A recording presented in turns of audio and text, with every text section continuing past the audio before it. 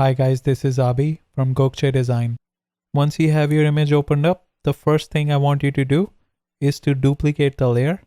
Next, we're going to click on image and then select canvas size. Say we want to increase the width of this image to 2000 pixels. So I'm going to type in that and then click OK. Next, I'm going to select the polygonal lasso tool and create a selection around my model and her shadow. Now let's go to the Channels tab and then click on the button which says Save Selection as Channel. This will create a new channel with the default name of Alpha 1.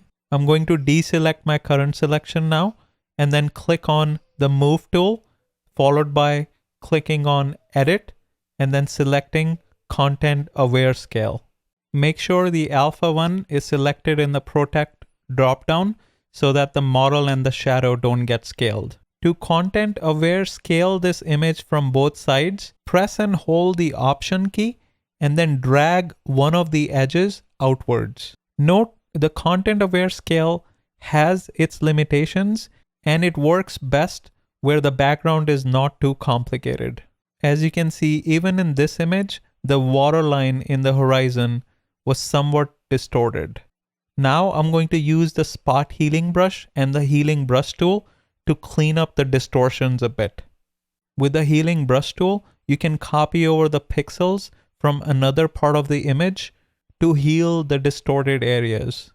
Finally, let's compare the before and after. Looks good to me. Make sure you like, subscribe, and turn on the notification bell. Until next time.